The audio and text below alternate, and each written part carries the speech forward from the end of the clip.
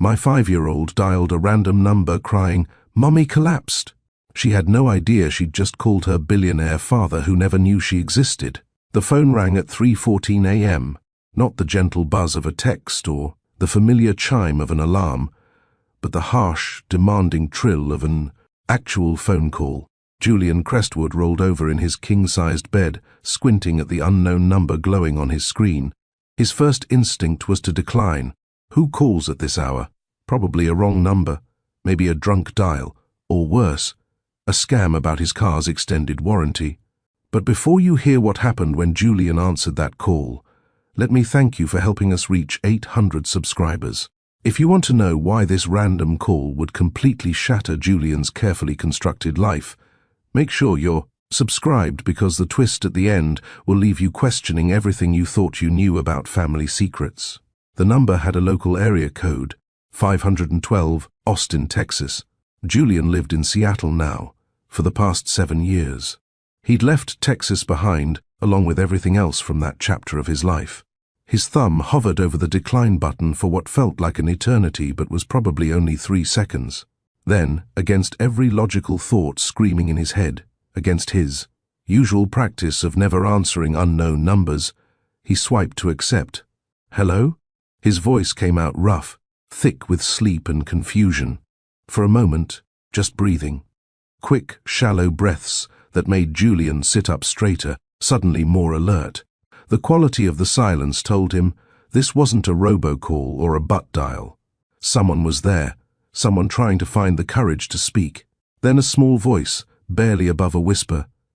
Is this Julian? A child. It was a child calling him at 3 in the morning from Austin, Texas. Julian's mind raced through possibilities. The wrong number seemed most likely, yet the child had said his name. A prank call, maybe. Someone's kid got hold of their parents' phone? But something in that voice, something in the tremor and uncertainty, made his chest tighten with an emotion he couldn't quite name. "Yes, this is Julian." "Who is this? Are you okay?" "My name is Mila." A pause, and Julian could hear her gathering courage. Then words tumbled out in a rush, like she'd rehearsed them but was terrified she'd forget. "My mom said if something bad happened, I should call this number. She made me memorize it. She said to call you, and you would help. She said you would come." Julian's feet hit the cold hardwood floor. He was fully awake now, adrenaline replacing confusion, his mind shifting into the crisis management mode that had made him so successful in his career. A scared child, alone, reaching out to a stranger, to him, because her mother had told her to. Nothing about this made sense, but the urgency was undeniable. "Your mom? Who's your mom, Mila? What's her name?" Another pause. In the background, Julian could hear something. Was that traffic? Or maybe just the ambient noise of a city at night filtering through a window. When Mila spoke again, her voice was even smaller, frightened in a way that made Julian's protective instincts flare despite not knowing this child at all, despite having no context for why she was calling. Nia Cole. The name hit Julian like a physical blow. He actually gasped, his free hand gripping the edge of his nightstand until his knuckles went white. The room seemed to tilt slightly. Nia Cole. He hadn't heard that name spoken aloud in 5 years. Hadn't allowed himself to even think about it in 3. He'd buried it so deep, covered it with layers of work and distance and deliberate forgetting. Yet here it was, delivered by a scared child in the middle of the night, detonating every carefully built wall he'd constructed around that part of his past. "Nia, is your mother?" The words came out strangled, barely recognizable as his own voice. "Yes. Do you know her?" "She said you would know her. She said you knew her a long time ago. Do you know her?" Julian almost laughed, but it would have come out bitter, maybe even cruel, and this child didn't deserve that. Yes, he knew Nia Cole. Knew the way she took her coffee. 1 sugar, no cream, always in the blue mug if there was a choice. Knew she was afraid of thunderstorms but would never admit it. Would stand at the window during the worst of them, pretending to be fascinated rather than frightened. Knew she had a small scar on her left shoulder from falling off her bike when she was 7. shaped like a crescent moon. Knew the way she looked at him that last night, eyes full of tears and determination as she told him to leave, to never contact her again, to forget they'd ever existed together. Where is your mom now, Mila? Julian forced his voice to stay calm, steady, even as his heart hammered against his ribs. He was already moving toward his closet, pulling out clothes with one hand. I don't know. The tears were evident now, thick in her voice, and Julian felt his throat constrict. She went out last night. She said she had to meet someone, but she'd be back before I woke up. She's never not here when I wake up. Never. And there's... Mila's voice broke, and Julian heard her take a shaky breath. There's something wrong. The apartment doesn't feel right.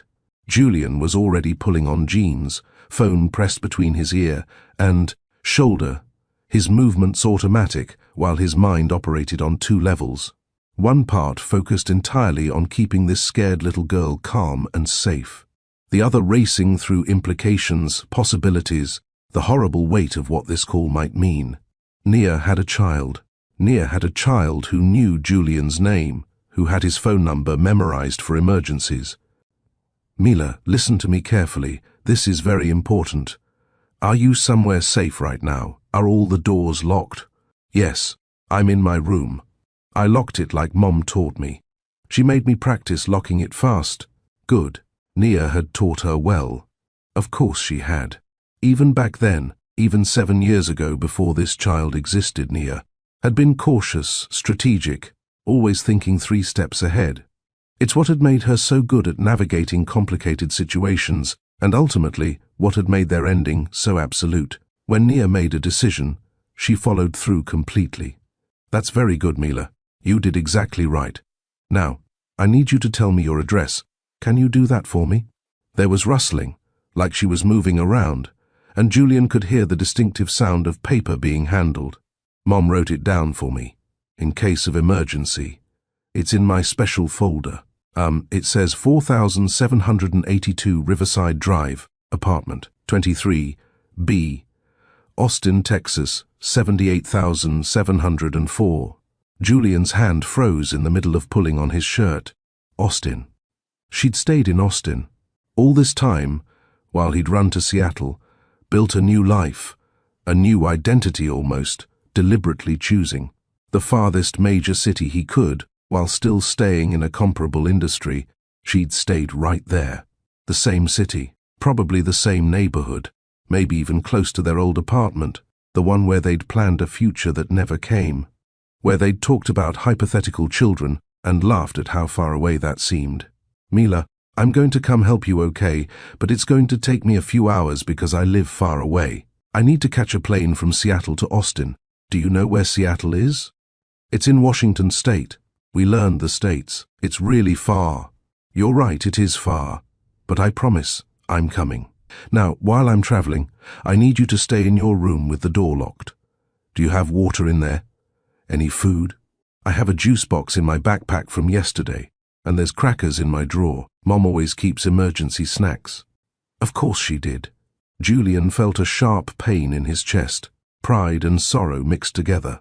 Nia, preparing her daughter for emergencies, teaching her to be self-sufficient and safe. Nia, raising a child alone while he'd been in Seattle pretending the past didn't exist. Perfect. Those snacks are exactly why your mom put them there. Now, Mila, this is very important.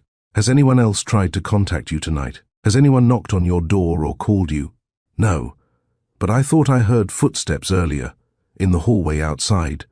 They stopped right by our door for a long time. I could see the shadow under the door, someone standing there. But then they went away.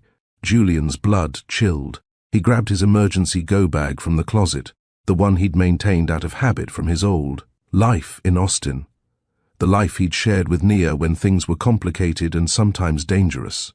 Old habits die hard, and some lessons learned were worth keeping even when you tried to leave everything else behind.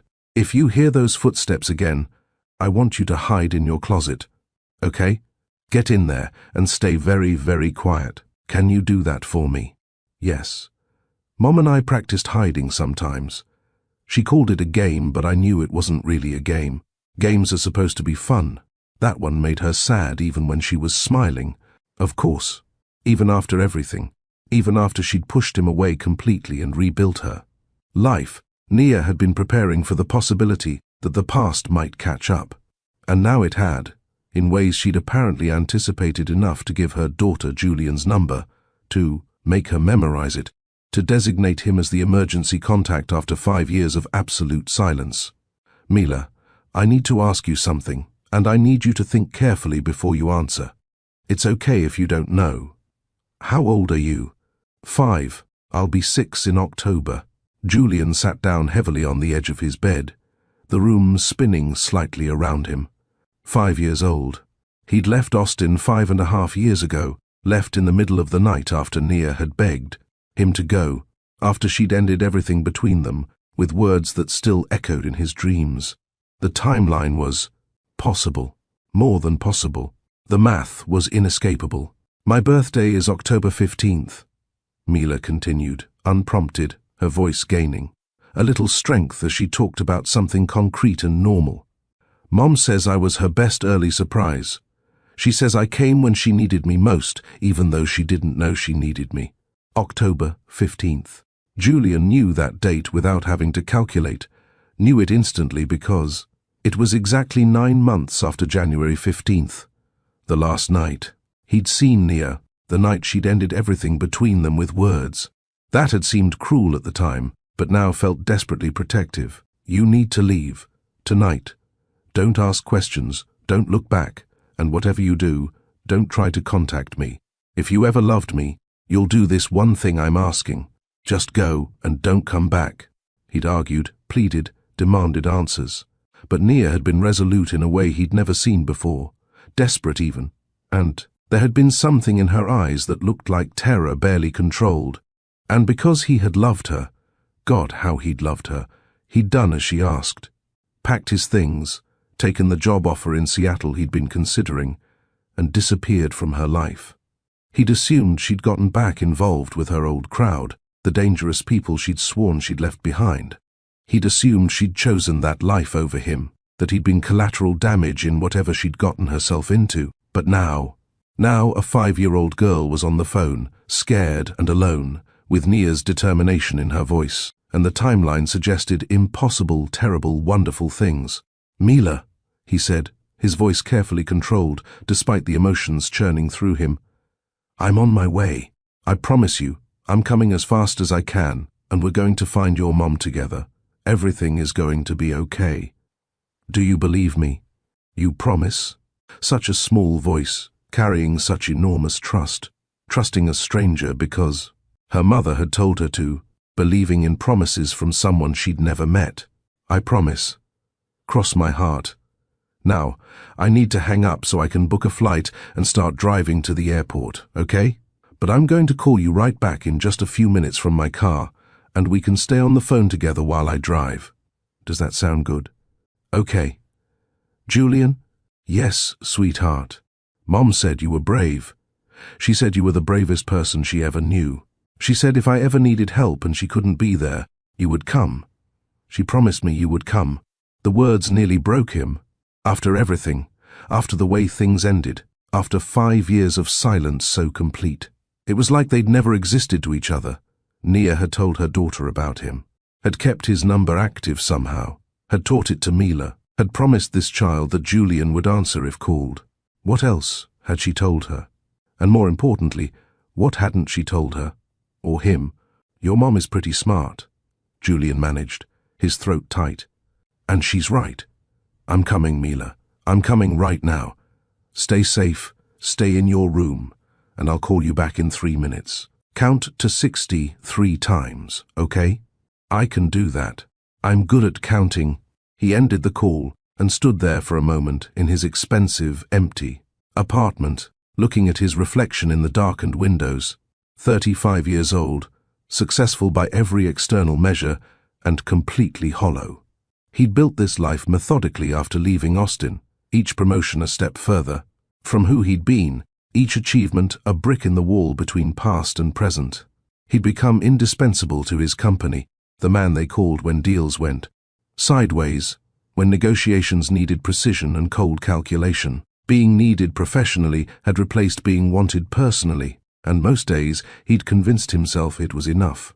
One phone call had shattered that illusion completely. Julian grabbed his laptop, pulling up flights even as he headed for the door. There was a 5:45 a.m. flight. He could make it if he left immediately. He'd be in Austin by 11 a.m. local time, maybe earlier if he got lucky with connections. Too long. Far too long for a scared 5-year-old to wait, but it was the best he could do. As he locked his apartment and headed for the elevator, one thought kept circling. Back, insistent and terrifying, and somehow right, Nia had kept his number, had taught it to her daughter, had designated him as the person to call when everything fell apart. After 5 years of silence, after pushing him completely out of her life, after building whatever existence she'd created in Austin, she'd still trusted that he would come if called. And he would. Whatever had happened 5 years ago, whatever secrets Nia had been keeping, whatever danger she was in now, none of it mattered compared to the sound of that frightened little girl's voice saying his name like a lifeline. He was going back to Austin, back to the past he'd tried to bury, back to face whatever had finally caught up with Nia Cole. In his car, he called Mila back as promised. "Hey, I'm here. Are you okay?" "I'm okay. I'm counting like you said." "Good. Keep your door locked. I'm going to stay on the phone with you until you feel safe enough to try to sleep a little, okay? And then I want you to call me the second you wake up. I'll be on the plane by then, but I'll answer. I'll always answer when you call. Promise?" "I promise." The question was, would he be on time? The call had shattered more than just Julian's sleep. It had cracked open two carefully separated worlds that had been running parallel for 5 years, never meant to intersect again. 12 hours earlier, Julian Crestwood had stood at the floor-to-ceiling windows of his corner office, watching Seattle's evening lights flicker to life 32 stories below. His reflection stared back, sharp suit, perfectly styled dark hair with distinguished grey. At the temples, the kind of presence that suggested both authority and approachability. At 35, he was the youngest senior vice president in Apex Financial's history, a fact mentioned. In every introduction, every meeting, every profile piece written about the company's meteoric rise, his assistant knocked, 2 sharp raps, always 2. "Mr. Crestwood, the Tokyo call has been moved to 9 p.m. your time, and your dinner reservation at Canlis has been confirmed for 7:30. "Cancel the dinner," Julian said without turning from the window. "I'll eat here." "Sir, that's the 4th cancellation this month. Miss Hartford specifically requested—" "Rebecca will understand." She wouldn't, actually. Rebecca Hartford, daughter of Senator Hartford, beautiful and connected and perfect on paper, would not understand. This would likely be their last cancellation before she ended things, and Julian found he couldn't summon the energy to care. His office was immaculate, glass and chrome and leather, everything in its place. The only personal touch was a single framed photo on his desk, facing away from visitors. Not of Rebecca, not of family. It was a landscape, Austin's skyline at sunset, taken from Mount Bonnell. Anyone asking about it got a vague response about appreciating good photography. No one needed to know it was taken on a specific evening, with a specific person laughing beside him as the shutter clicked, back when he'd believed in futures that included more than quarterly earnings reports. The Tokyo call ran until midnight. Afterward, Julian sat alone in his office, city lights stretching endlessly beyond the glass. His phone buzzed, Rebecca texting her disappointment in carefully crafted sentences that managed to be both hurt and threatening. He deleted it without responding.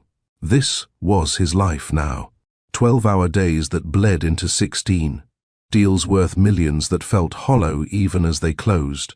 A girlfriend chosen for appearances rather than affection. An apartment that cost more per month than most people made in a year.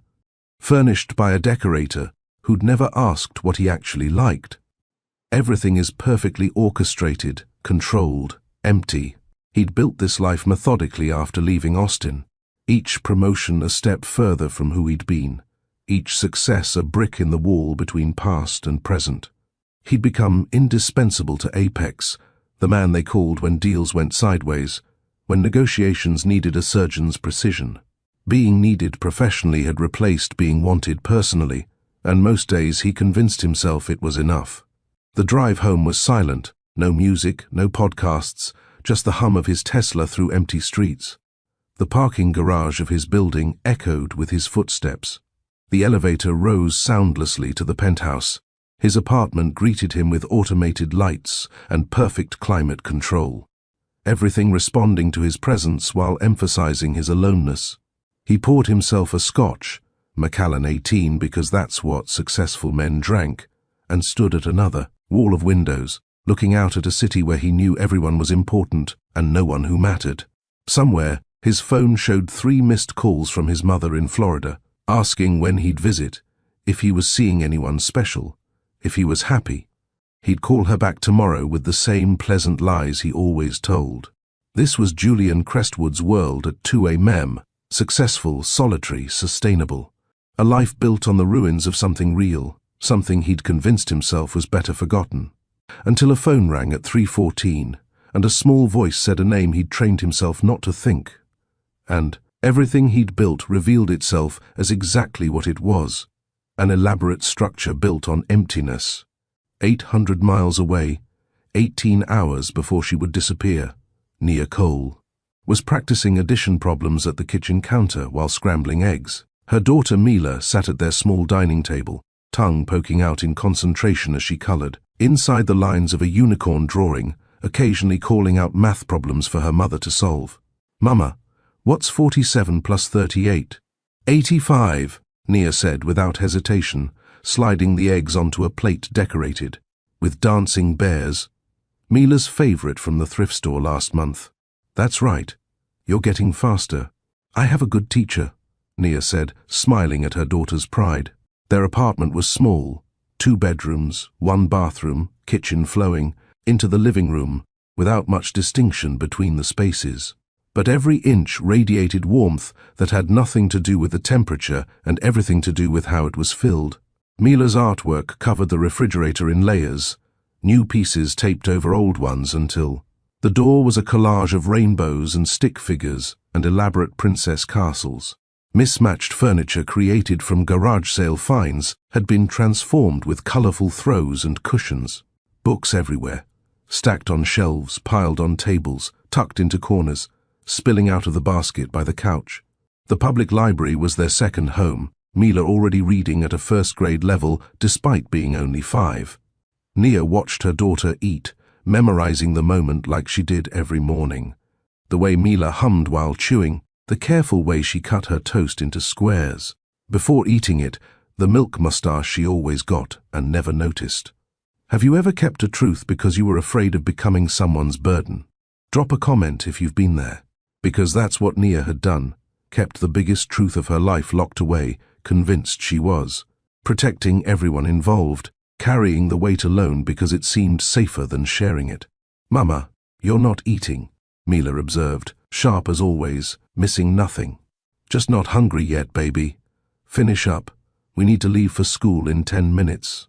Truth was, Nia hadn't been hungry for weeks. The fatigue she'd been attributing to single motherhood and double shifts at the hospital had deepened into something harder to ignore. The dizzy spells were becoming more frequent. Yesterday, she'd gripped the nurse's station until her vision cleared, laughing it off when concerned colleagues asked if she was okay. She was always okay. She had to be. There was no alternative when you were the only parent, the only income, the only everything.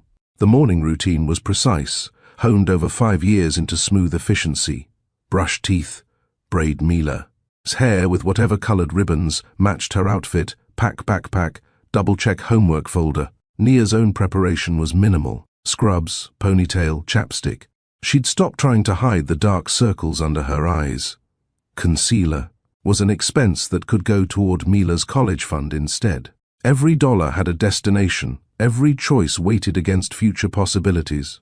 The drive to school was their special time, 15 minutes that belonged only to them. They sang along to the radio, played I Spy with increasing complexity. As Mila's vocabulary expanded, talked about everything and nothing. Mila was going through a space phase, peppering Nia with questions about black holes and whether aliens liked peanut butter sandwiches and how far away the edge of the universe was. "Mama, if aliens came to Earth, would you let them stay in our apartment?" "Depends. Do they pick up after themselves and pay rent on time?"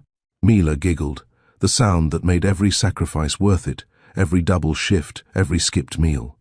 Every night, Nia fell asleep over textbooks as she slowly worked toward her nursing degree. She was so close now, one semester away from better opportunities, better pay, a better life for Mila. Just one more semester of balancing work and school and motherhood without dropping any of the balls she was juggling. At school drop-off, Mila hugged her tight, whispered, "Love you" to the moon and back. Their daily ritual since she was 2, and first learned the phrase from a library book.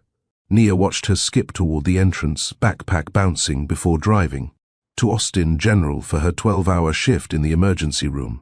The day blurred, traumas and treatments, 4S and intubations, the organized chaos that was typical for a Tuesday.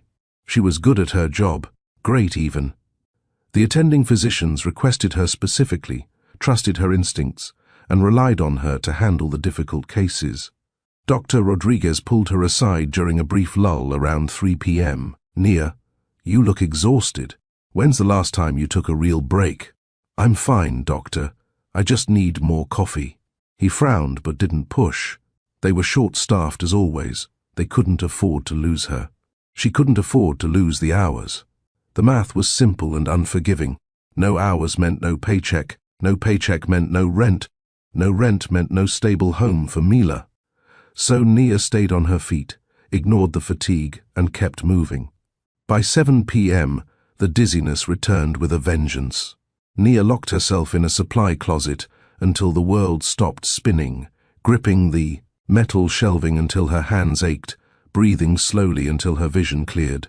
Then she splashed cold water on her face and returned to her patients. 4 more hours. She could do 4 more hours. She'd done harder things. The drive home required all her concentration. Twice, she pulled over to the shoulder, gripping the steering wheel until her knuckles ached and the wave of vertigo passed. At their apartment building, she sat in the parking lot for 10 minutes, gathering strength to climb the stairs to the 2nd floor. Just stairs. Just 1 foot in front of the other. She could do this. Their neighbor from across the hall had watched Mila after school, as she did every Tuesday and Thursday. The elderly woman reported that Mila had eaten all her vegetables, done homework without being asked, and was an angel child. Nia thanked her profusely, paid her the $20 they'd agreed on even, though the woman always protested it was too much, and brought Mila home. Mila was already in pajamas, teeth brushed, waiting for bedtime stories. They read 3 books, one about brave princesses who saved themselves, one about friendly dragons, who were afraid of knights, one about stars and constellations and the mathematics of space. Mila asked her nightly question, "Mama, will you tell me about my daddy?" And Nia gave her nightly answer, the one she'd crafted carefully years ago. "Someday, baby. When you're older, I'll tell you everything." Was he nice? The nicest person I ever knew. Did he love me? This was new. Mila had never asked this specific question before, and had always accepted Nia's vague promises of future explanations. Nia's throat tightened, emotions threatening to overflow. He would have loved you more than all the stars in the sky. He would have counted every single one, and said it still wasn't enough to measure how much he loved you. Then why did he go away? Because I asked him to. Because I thought I was keeping him safe. Mila absorbed this with the seriousness she applied to all important information. Was he in danger? We both were, baby. But that's over now. Except it wasn't. Nia knew it wasn't, had known for weeks that something was building, some reckoning from the past she'd tried so hard to escape. The feeling of being watched, the hang-up calls, the sense that the carefully constructed peace she'd built was about to shatter. Satisfied for now, Mila had drifted off, one hand clutching her stuffed elephant, the other reaching for Nia even in sleep. Nia sat beside her bed for a long time, watching her daughter breathe, memorizing her face in the dim glow of the nightlight. After Mila was asleep, Nia had sat at their small kitchen table with bills spread before her like accusations. Rent, utilities, car payment, school supplies, the minimum payment on medical, debt from Mila's birth complications that still haunted her 5 years later. Everything balanced on a knife's edge, one missed shift away from collapse. She'd built this life through sheer determination, but determination didn't make you less tired, didn't? And make the numbers add up more easily, didn't protect you from the past when it finally came calling. Her phone had buzzed, unknown number, Austin area code. She'd let it go to voicemail. Then another call, same number. On the third try, she'd answered, already knowing somehow that this was what she'd been dreading. Hello? Silence then. We need to talk, Nia. About old business that's become current again. The voice was familiar in the worst way, dragging her back to the person she'd been. Before Mila, before Julian, before she'd tried to build something clean and good. A voice from the life she'd burned every bridge to escape. I have nothing to say to you. That life is over. You might want to reconsider. I'm outside your building. Nice place. Quiet neighborhood. Good school nearby, I hear. Your daughter goes there, right? Mila? Pretty name. The threat was implicit but crystal clear. Nia's hand had trembled as she moved to the window, peering through the blinds. A dark sedan idled across the street, engine running, someone visible in the driver's seat. What do you want? A conversation. Tonight. Come down, or I come up. Your choice. But we both know you'll choose to come down. You've always been smart about protecting the people you love. She'd thought of Mila sleeping peacefully in the next room, innocent and safe, and completely unaware that her mother's past was a loaded gun pointed at both of them. Thought of Julian, safe in Seattle, unaware that the danger she'd tried to protect him from had finally circled back. Thought of all the careful years building this small, precious life that could shatter with one wrong move. Give me 10 minutes, and you stay in your car. We talk through the window, nothing more. She'd written Julian's number on a piece of paper then, the one she'd memorized but never called, never saved in her phone in case someone went through it looking for connections. Placed it on Mila's dresser with instructions written in careful print a 5-year-old could read. If I'm not here when you wake up, call this number. Tell him your name. Tell him you need help. He will come. I promise he will come.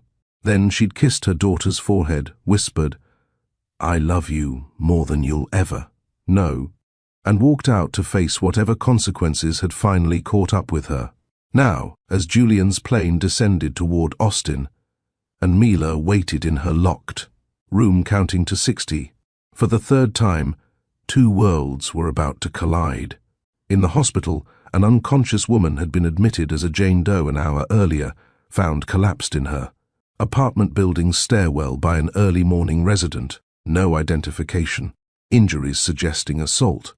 The overnight staff wouldn't recognize her for hours yet. The swelling and trauma obscured familiar features. Julian's rental car pulled up to 4782 Riverside Drive just as the building manager was letting paramedics into the building after a neighbor called about hearing a child crying. He took the stairs 2 at a time, arriving at the second-floor landing just as the apartment door opened from the inside. A small face appeared, red-rimmed eyes looking up at him, taking in this stranger who'd somehow become her lifeline. Julian, Mila whispered. You came. You really came. I promised I would. Behind her, the apartment was eerily quiet, morning light streaming through. Windows onto furniture that spoke of care despite limited resources. And on the door handle, barely visible, a smear that made Julian's blood run cold, a handprint, small enough that it had to belong. To the woman who lived here, rusty with dried blood, as if someone had tried to make it home but couldn't quite reach safety. The paramedics arrived 30 seconds after Julian, their presence adding urgency to what was already surreal. Julian knelt down to Mila's level, acutely aware that this tiny person with his eyes was meeting him for the first time in the worst possible circumstances. Mila, these people are here to help. Can you tell us what happened? She looked at the paramedics, then back at Julian, clearly trying to decide how much to trust the sudden invasion of her home. I woke up and Mama wasn't here. I called you like she said. Then I heard someone in the hallway crying. It sounded like Mama, but different. One of the paramedics, a woman with kind eyes, stepped forward carefully. Sweetie, where did you hear the crying? In the stairwell. Down there. Mila pointed toward the building's interior stairs. The paramedics exchanged glances, and one immediately radioed something Julian couldn't quite hear. The woman stayed with them. Can you show us? Julian took Mila's hand. Her fingers were so small, trembling slightly, and together they followed the paramedic down the hallway. The stairwell door was already propped open by the building manager, a worried-looking man who'd apparently been the one to call emergency services. I heard someone crying around 6 a.m., he explained. Checked the stairs and found her on the landing between floors. Called 911 immediately, and there, on the small landing where the stairs turned, were signs of what had happened. A few drops of blood, a woman's shoe, the wall scuffed as if someone had braced against it, but no person. The paramedics had already been here. Where is she? Julian demanded. Where's Nia? If this is the same call, Mom was transported to Austin General 20 minutes ago, the building manager said. Unconscious, head trauma. They couldn't identify her. No purse, no ID. Julian felt the floor tilt beneath him. Austin General. Nia worked there, would be taken there, might be lying in the same emergency room where she'd spent yesterday saving other people's lives. Mila tugged on his sleeve. Is Mom at the hospital? Is she okay? The paramedic who'd stayed with them knelt down. We're going to find out right now, okay? You did exactly the right thing calling for help. Julian's mind raced through logistics with the same precision he applied to corporate negotiations, but this mattered infinitely more. Mila, we need to go to the hospital. Can you pack a small bag, maybe a change of clothes, your toothbrush and one toy? She nodded solemnly and disappeared into her room. Julian turned to the building manager. Lock this apartment. No one goes in without my permission or the police. Understand?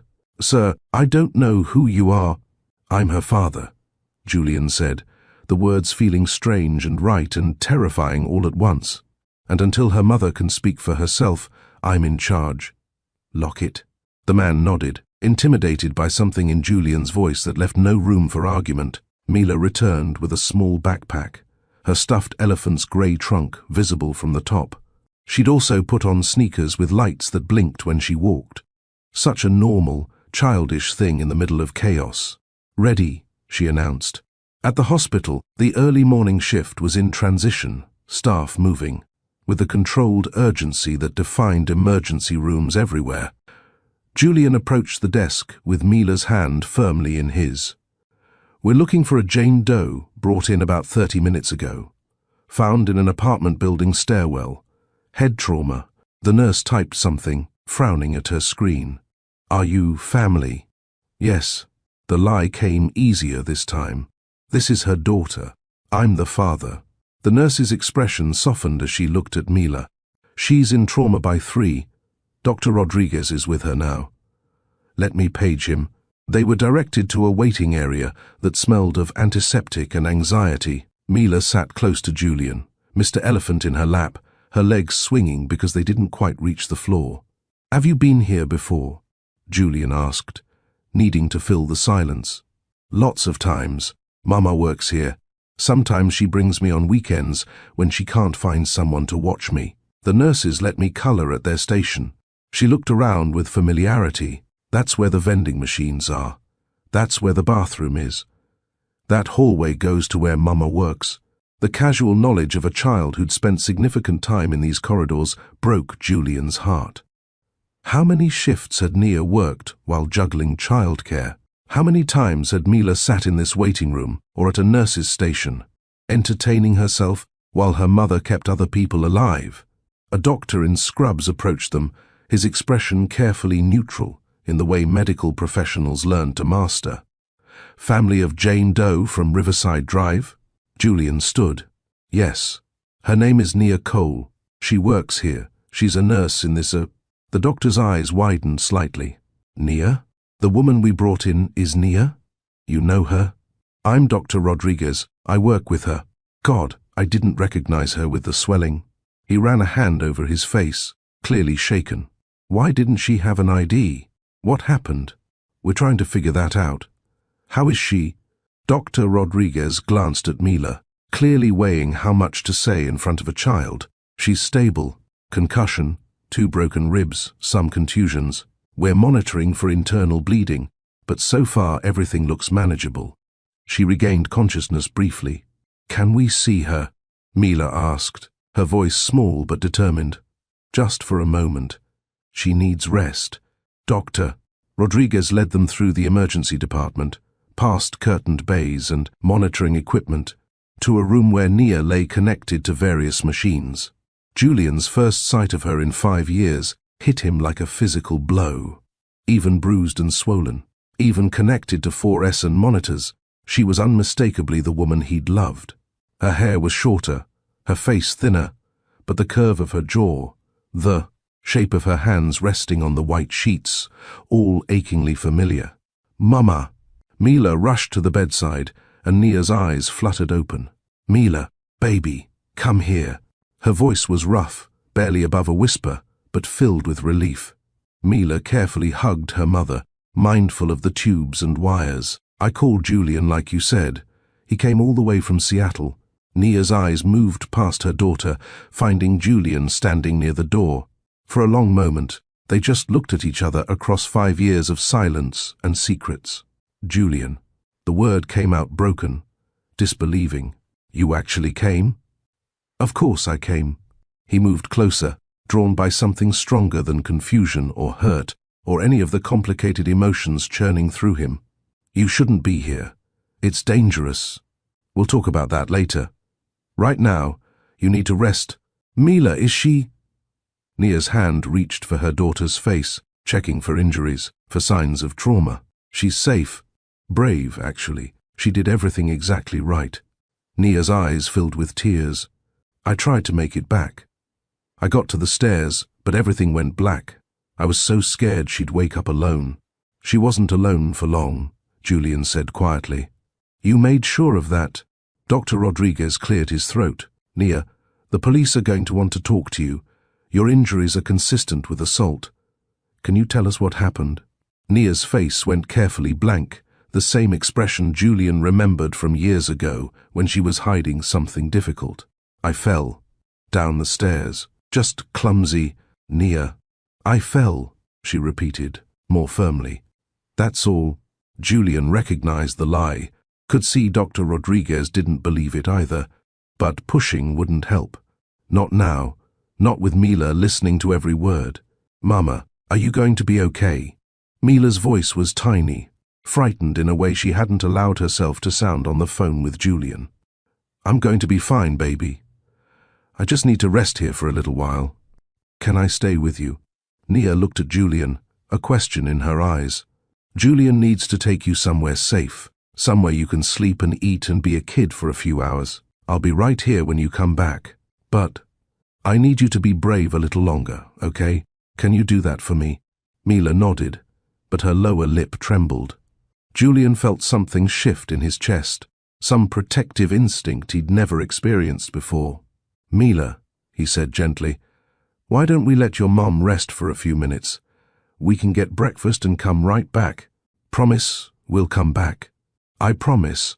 As they turned to leave, Nia called out softly, Julian, wait. He paused, and she gestured for him to come closer. When he approached the bedside, she reached for his hand with the one that wasn't connected to N4. Thank you, she whispered, for answering, for coming, for taking care of her.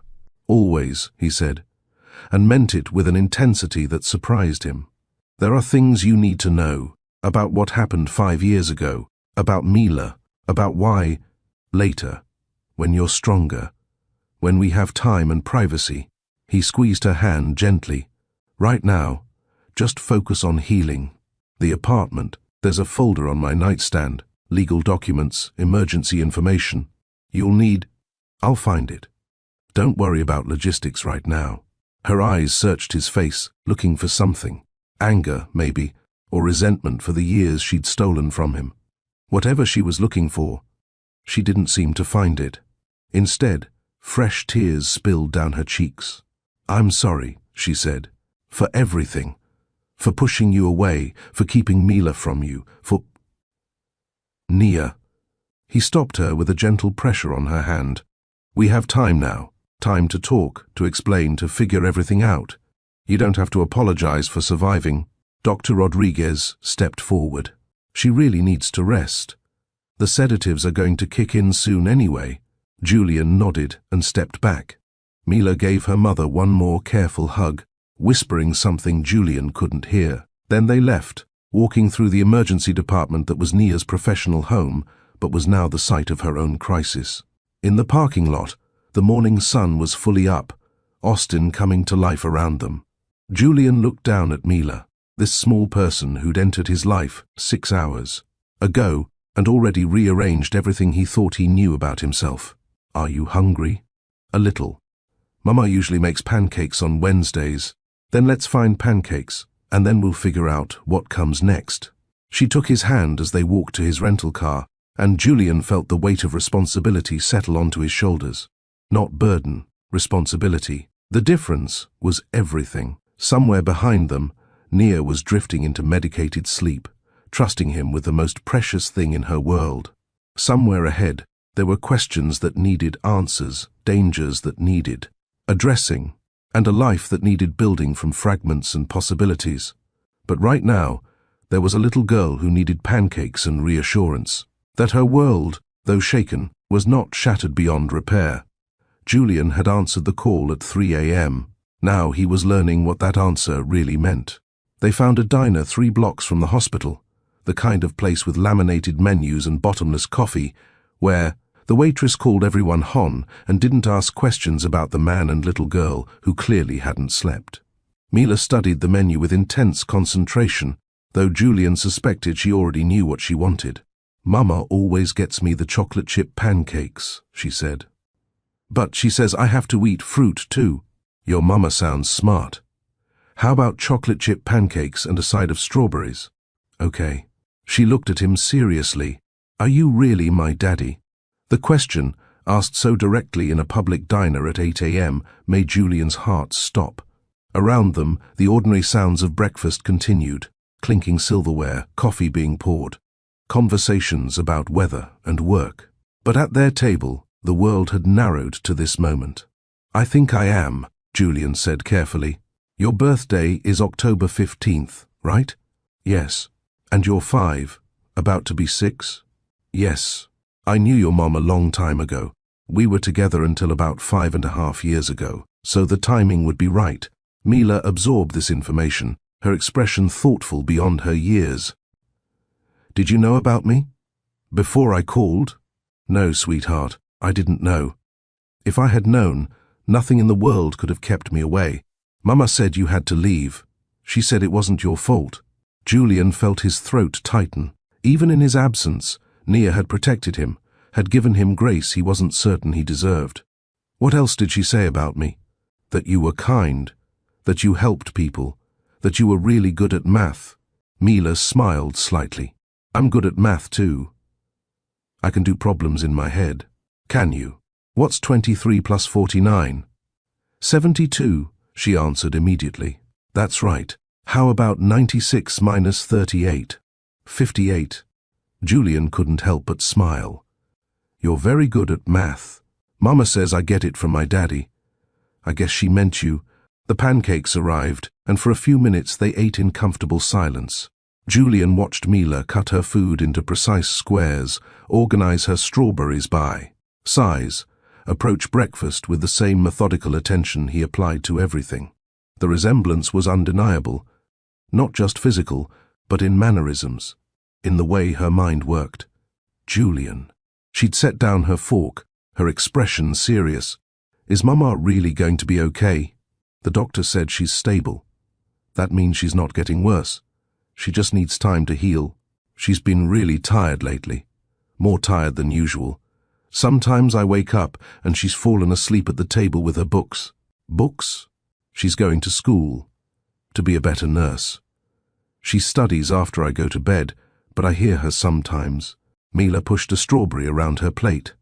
I pretend to be asleep when she checks on me because I don't want her to know I know she's tired. The picture forming in Julian's mind was both heartbreaking and impressive.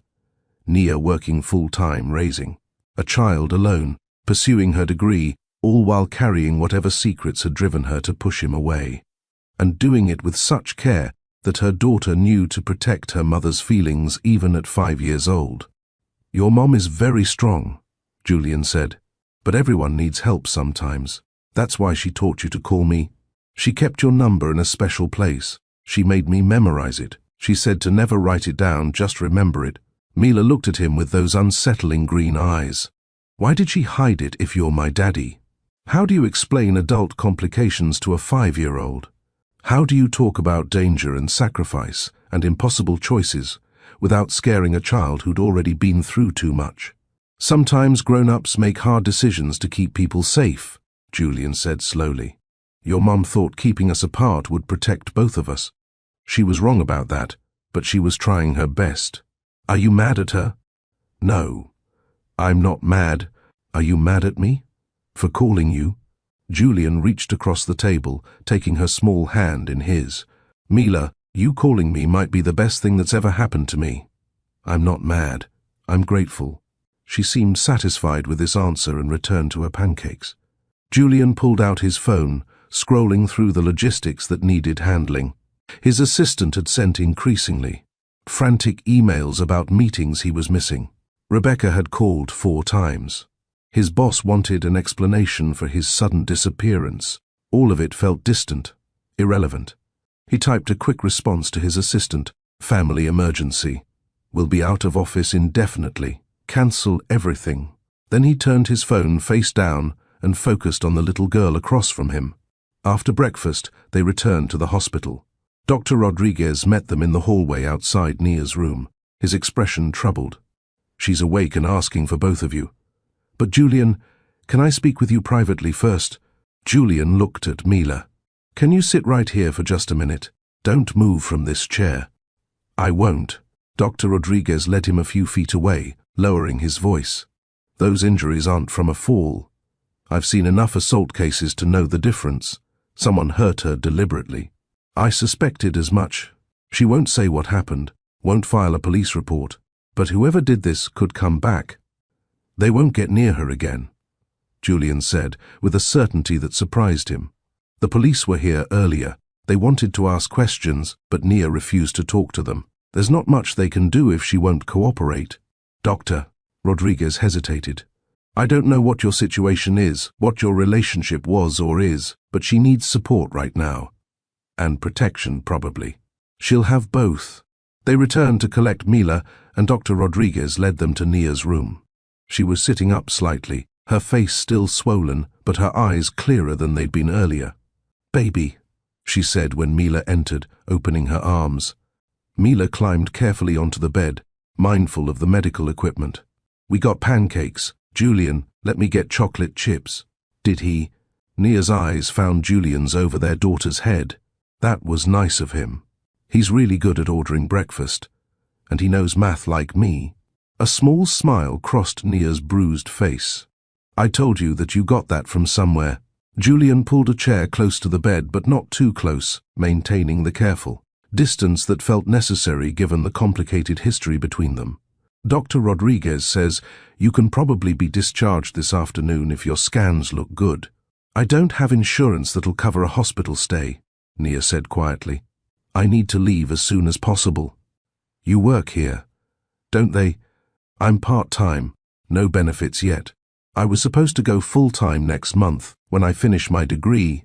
The casual mention of financial stress, delivered matter-of-factly, like it was just another fact of life, made Julian's chest tight. "Don't worry about the bill. I'll handle it." "Julian, you can't just—" "Yes, I can. We'll discuss it later. Right now, we need to talk about what happens when you're discharged. You can't go back to the apartment." Nia's expression closed off, the same walls he remembered from 5 years ago slamming into place. "We'll be fine. Will you? Whoever did this knows where you live. They know about Mila. We'll stay with a friend." "What friend? Name one person you'd put in danger by showing up on their doorstep." Nia's silence was enough. Julian leaned forward, keeping his voice gentle but firm. I have resources. I can get you somewhere safe. A hotel, an apartment, whatever you need. Just for a few days until we figure this out. I can't accept that. Why not? Because I don't take charity. I don't take handouts. I've built a life for us on our own terms, and I'm not about to... This isn't charity, Nia. This is me helping the mother of my child stay safe. There's a difference. You don't know she's your child, Nia said, but there was no conviction in it. Julian looked at Mila, who was watching this exchange with worried eyes. I'm about 99% sure, and we can verify the other 1% with a DNA test if you need that for legal purposes. But I know. I've known since the moment I saw her. The eyes, Nia whispered.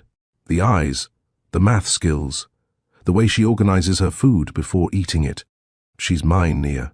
You know it, I know it, and I'm not walking away this time. Mila looked between them. I don't understand. Why would you walk away? I didn't walk away from you, sweetheart, Julian said quickly. I didn't know about you. Your mom and I had some complicated adult problems, and I left before you were born. But I'm here now. Are you staying? The question hung in the air. Julian saw Nia tense, saw her waiting for his answer, probably expecting him to hedge, to make promises he couldn't keep. Yes, he said simply. I'm staying. In Austin? You're moving back? Nia's voice was sharp with disbelief. Already started the process. I've submitted my resignation to my company in Seattle. I'll need to go back briefly to handle the transition and pack my things. But yes, I'm moving back to Austin. Julian, you can't just quit your job and move across the country because I have a daughter who needs me? Because her mother was assaulted and won't accept help? Because I've spent 5 years building a life that looked successful but felt empty, and now I have a chance at something real.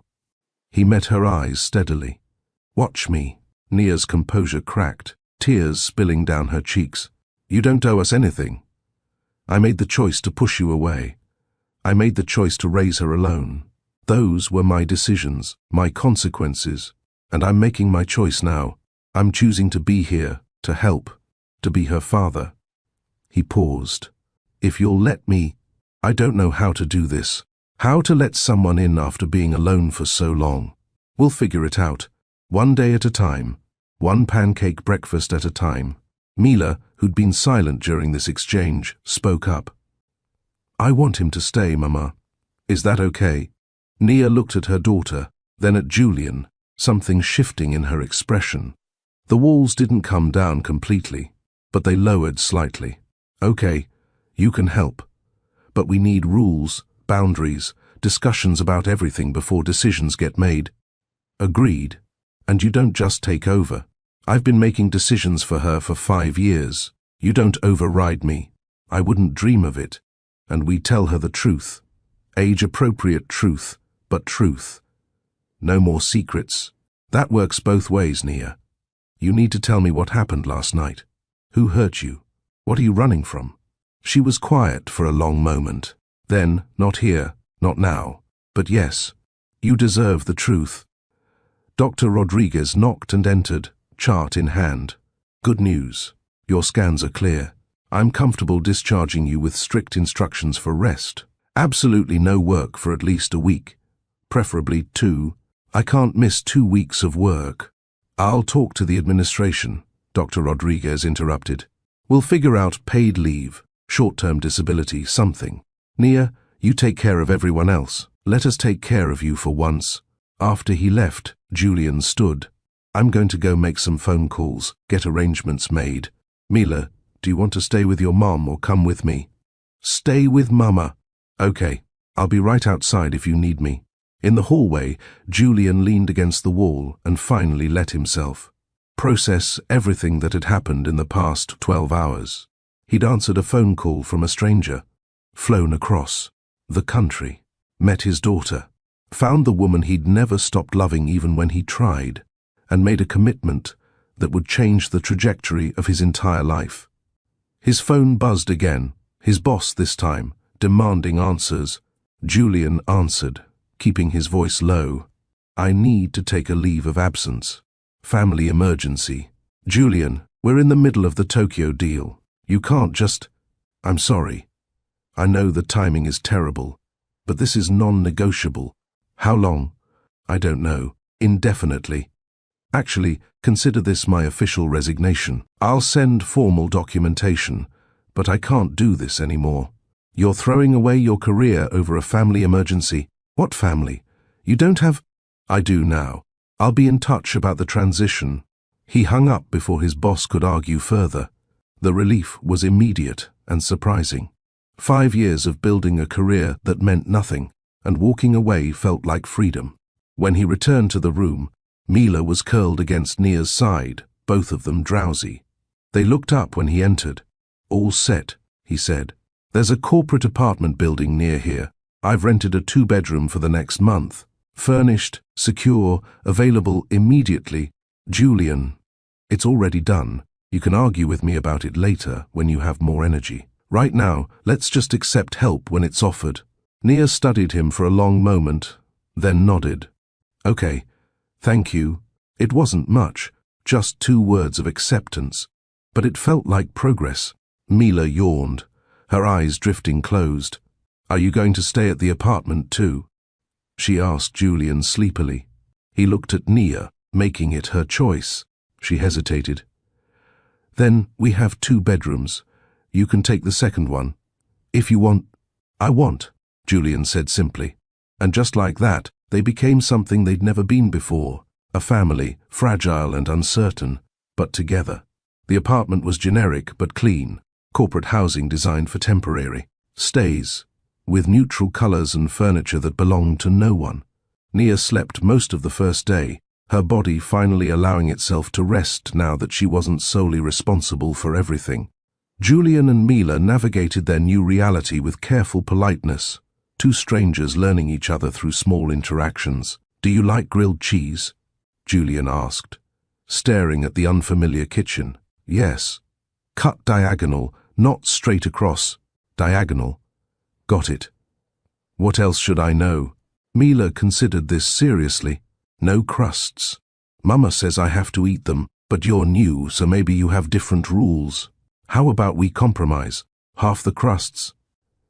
Deal. They ate lunch together at the small dining table, Mila telling him about school, her teacher, her best friend who was moving away next month.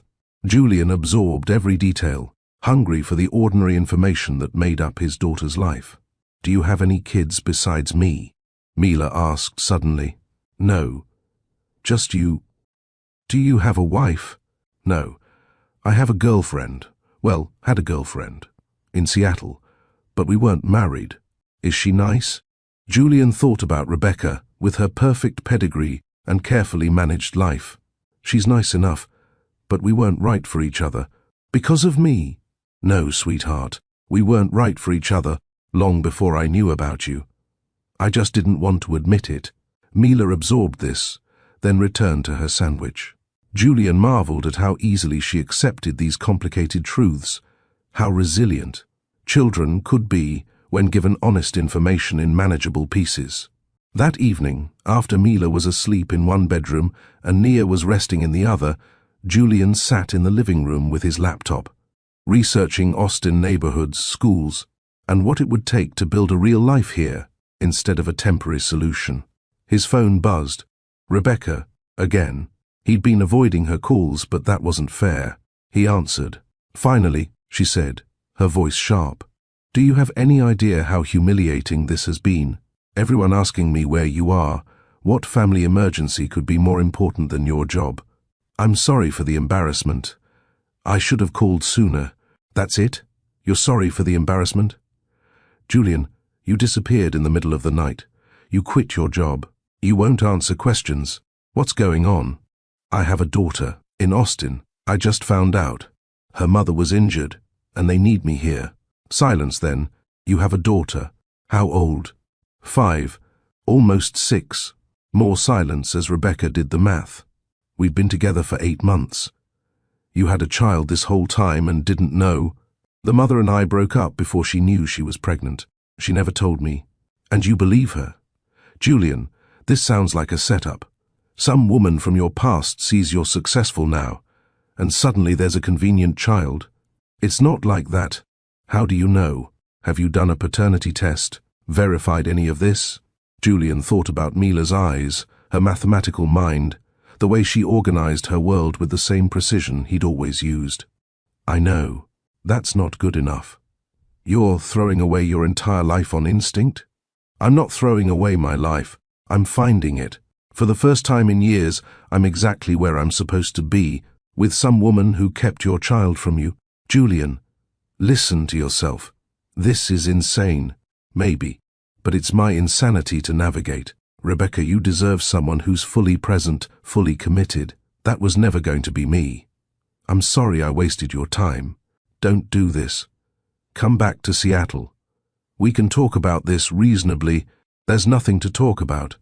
I'm staying in Austin. I'm sorry. He ended the call before she could argue further. The apartment was quiet, except for the hum of the air conditioning and the distant sound of traffic. This was his life now. A rented apartment, a daughter he barely knew, a woman who'd kept secrets for 5 years. And somehow it felt more real than anything he'd built in Seattle.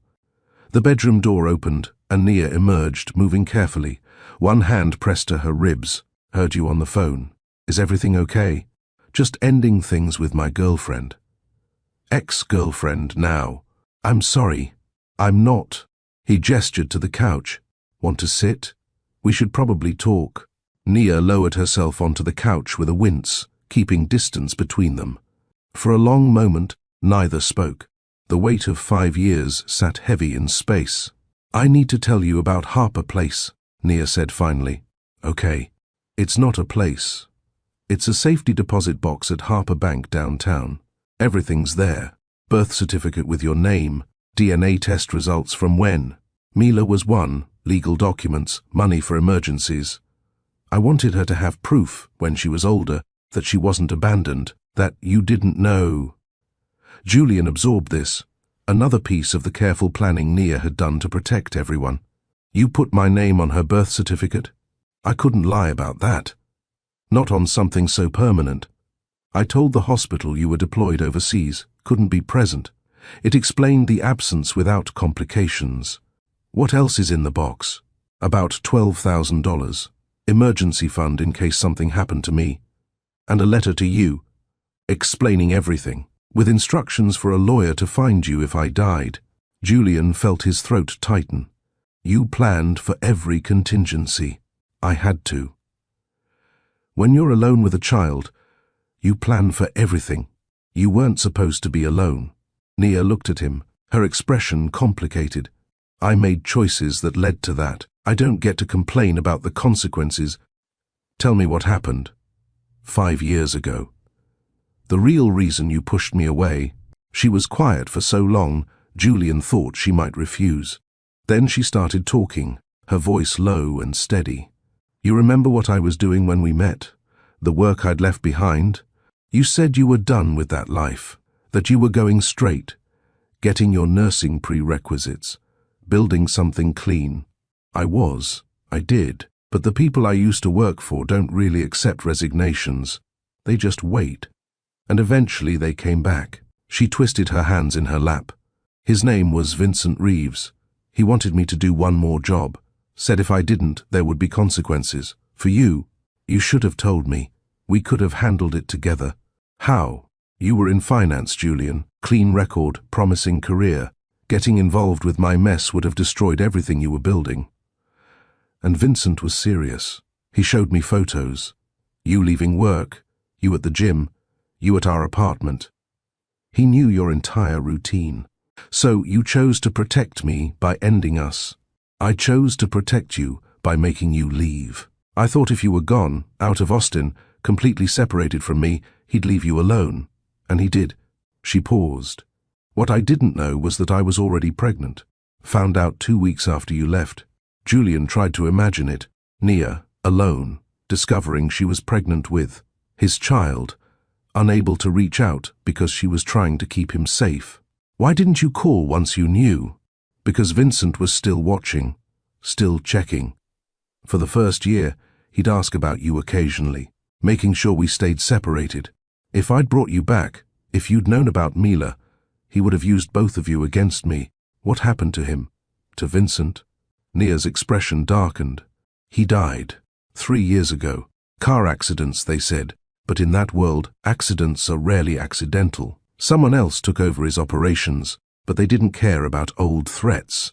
I thought we were finally free, but we weren't. Last week, Vincent's brother showed up. Apparently Vincent had told him about me, about what I used to do, about skills I had. He wanted those skills for a job. I refused. He didn't take it well. He's the one who hurt you. He's the one who reminded me that you can't ever fully escape your past. Nia looked at Julian directly, but then he died too. The same night he threatened me. They found him 3 blocks from my apartment. Shot, professional hit. The police think I'm connected, even though I have no idea who killed him. Julian processed this information, the pieces clicking into place. So when Mila called me, you were unconscious in the stairwell, Vincent. S' brother was dead nearby, and the police were looking for connections. Yes, and now you're here, involved. Exactly what I spent 5 years trying to prevent. I'm here because I choose to be. Because you taught our daughter to call for help, and she was brave enough to do it. I'm sorry, Nia said, tears sliding down her bruised face. For all of it. For pushing you away, for keeping Mila from you, for being too scared to tell you the truth even when the threat was gone. Julian moved closer, closing the distance on the couch, and took her hand carefully. You made impossible choices with the information you had. You protected Mila, and you tried to protect me. I'm not going to punish you for that. You should be angry. I'm not. I'm sad for the years we lost, but I'm not angry. He squeezed her hand gently. We have now. We have the chance to do this right, to build something together. If you're willing, I don't know how. I've been alone for so long, making all the decisions, not having to consider anyone else's opinion. Then we'll learn together. Set boundaries, talk before making big decisions, figure out how to co-parent even though we're basically strangers now. We're not strangers, Nia said softly. I know exactly how you take your coffee. I know you can't sleep if there's an unresolved problem. I know you do this thing with your jaw when you're trying not to show emotion. Julian realized she was right. He was clenching his jaw right now. He consciously relaxed it. Fair point. We were something once. We can be something again. Maybe not what we were, but something new. What if I mess it up? What if I panic and push you away again? Then we talk about it. We work through it. But no more unilateral decisions about what's best for everyone. We're a team now, whether we planned for it or not. Mila's door opened, and she appeared, sleepy-eyed and clutching her elephant. I had a bad dream. Come here, baby, Nia said, opening her arms carefully. Mila climbed onto the couch between them, and without thinking, they both adjusted to make room, creating a small protected space for her. Julian felt the rightness of it. This accidental family, born from crisis and secrets, learning how to exist together. What was the dream about? He asked. You left. You went back to Seattle and didn't come back. Julian felt his heart break a little. I'm not going anywhere, Mila. I promise. You promise, not just a regular promise. Promise. Promise. I might need to go back to Seattle for a few days to pack my things, but I'm coming back. This is where I live now. With us? He looked at Nia, who nodded slowly. With you. If that's okay with your mom, it's okay, Nia said quietly. It's more than okay. They sat like that for a while, Mila falling back asleep between them, the apartment settling into nighttime quiet. Eventually, Julian carried Mila back to bed, tucking her in with practiced care that surprised him, paternal instincts emerging fully formed. When he returned to the living room, Nia was still on the couch, looking exhausted, but more peaceful than she had since he'd arrived. Thank you, she said, for not being angry, for understanding, for staying. Thank you for calling, for teaching her my number, for trusting that I'd answer after all this time. I always knew you would. That was never the question. What was the question? Whether I was brave enough to let you. She stood carefully. I should sleep. Tomorrow we need to figure out logistics. School for Mila, work for me eventually. What happens next? Tomorrow. Tonight. Just rest. As she headed to her room, she paused at the door. Julian, I wrote you a letter, in the safety deposit box. When you're ready, I'd like you to read it. Okay, it says things I should have said 5 years ago. Things I'm still not brave enough to say out loud. I'll read it, when you're ready for me to. She nodded and disappeared into her room, leaving Julian alone with his thoughts. And the monumental shift his life had taken in less than 48 hours. He'd answered a call at 3 a.m. Now he had a daughter, a broken family to help rebuild, and a future that looked nothing like the one he'd planned. And for the first time in 5 years, he felt like he was exactly where he belonged. The blog post appeared at 6:47 a.m. on day 3, titled, Tech Finance Wonderkind. Is hidden past, secret child, mysterious assault, and questions no one's answering. Julian saw it before his coffee finished brewing, sent by his former assistant with a single word, sorry. By the time he'd read through the article, filled with half-truths and speculation, it had already spread to 3 major financial news sites and was trending on social media. He closed his laptop quietly, not wanting to wake Nia or Mila, but his hands were shaking. Someone had leaked everything. His position at Apex, his sudden resignation, the existence of a child even. Details about Nia's past that should have been sealed juvenile records. The article stopped just short of libel, using words like alleged, and sources say while painting a picture of scandal and deception. Don't read the comments, Nia said from the doorway, making him jump. She looked pale but steady, moving more easily than yesterday. Too late. He turned the screen toward her. Someone did a deep investigation. This isn't just gossip. They have details about your background, about the incident last week, about everything. Nia scrolled through the article, her expression hardening with each paragraph. Gold digger traps rich executives with pregnancy. Baby mama conveniently appears after he makes millions. Nurse with criminal connections orchestrates elaborate She looked up at him. They're making me the villain. They're making both of us look like idiots or criminals, depending on which paragraph you read. What about Mila? Do they mention her name? Julian scanned back through. No, they say a 5-year-old daughter but don't name her. Small mercy. That won't last. Someone at her school will talk, or a neighbor, or... Nia's breathing was becoming rapid, panic setting in. Hey, look at me. Julian moved to her side. We'll handle this. One step at a time. First priority is protecting Mila. How? The internet is forever. This will follow her, only if we let it. We set boundaries, we control the narrative as much as possible, and we make it clear that our daughter is off limits. His phone rang. His mother. He'd been putting off this call, but there was no avoiding it now. Julian Alexander Crestwood, I have been trying to reach you for 2 days. What is this nonsense I'm seeing online about a secret child? Mom, I was going to call. Were you? When? After the entire internet knew.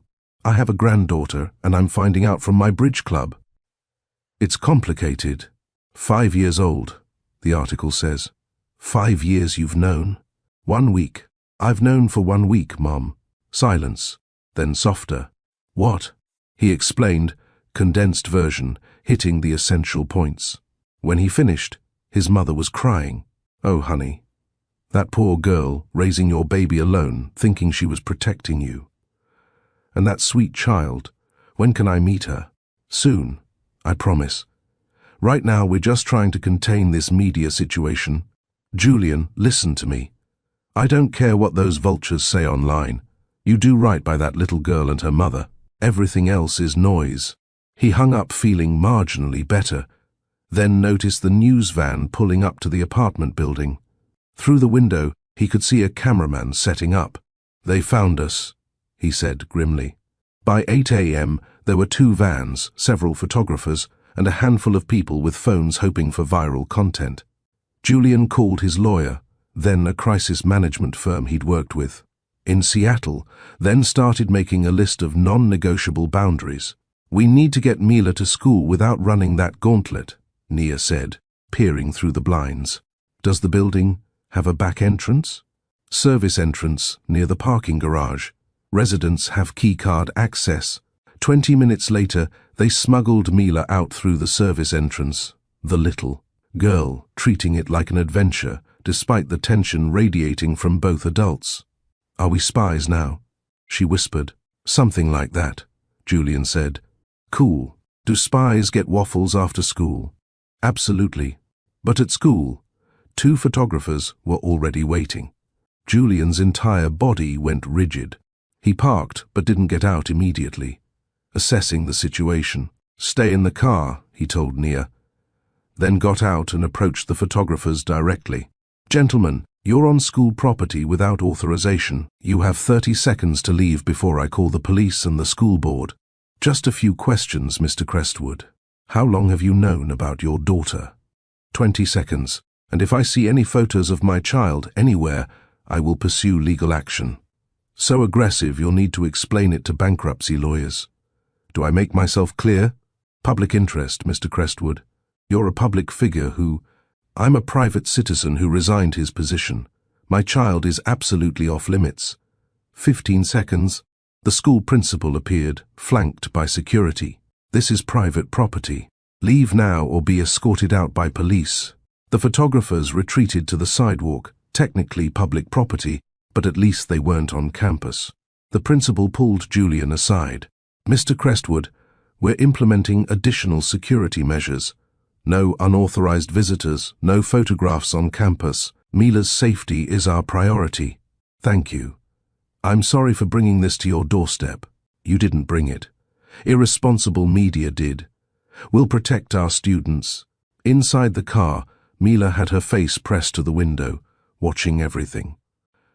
When Julian returned, she looked worried. Why were those people taking pictures, Daddy?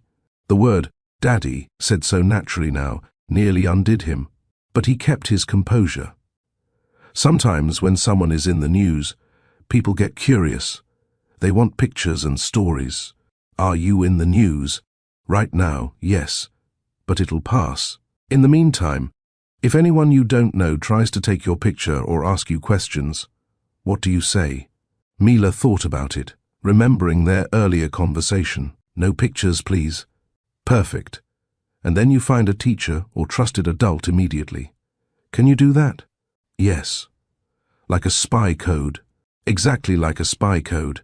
They got her into school safely, but Julian's phone was already exploding with new alerts. More articles, more speculation, and now, predictably, a statement from Apex Financial. We respect Julian Crestwood's personal privacy and wish him well in his future endeavors. However, we want to clarify that his resignation was accepted due to breach of contract and failure to disclose conflicts of interest that could impact fiduciary responsibilities.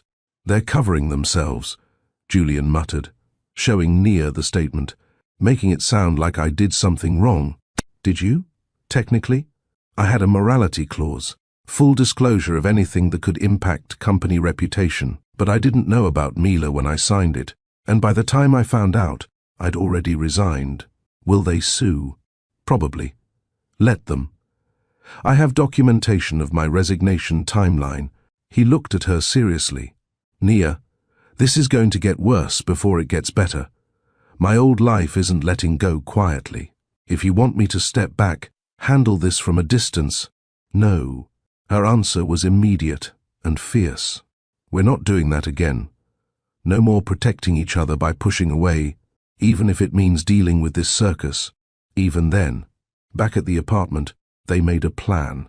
Julian called in favors, hiring a security consultant to assess their situation, and a family lawyer to establish legal boundaries. No interviews, he dictated to his crisis manager, a sharp professional named Patricia who specialized in reputation management. No photos of Mila, ever. Any outlet that publishes her image gets sued immediately, and we're drafting a statement. Patricia nodded approvingly. What do you want to say? Julian looked at Nia. We say the truth. Simple version. They drafted it together, going through multiple versions before landing on something that felt right. I recently learned I have a daughter. Her mother and I are working together to build a relationship that prioritizes our child's well-being and privacy. Children deserve to grow up without cameras and commentary. I'm asking for basic human decency. Leave my daughter alone. Everything else is between adults and can be handled through appropriate legal channels. My family is not entertainment. Short, direct, protective, Patricia approved. I'll distribute it within the hour. But be prepared, it won't stop everyone. She was right. By afternoon, the comment sections were vicious. It's easy to demand privacy after hiding a kid for 5 years. What about the child's right to know her father? 5 years of abandonment and now he wants privacy? The mother clearly knew what she was doing. Waited until he was worth millions. Nurse with a criminal past. This smells like a setup. Nia closed her laptop. I can't read anymore. Then don't. We know the truth. That's what matters. Is it?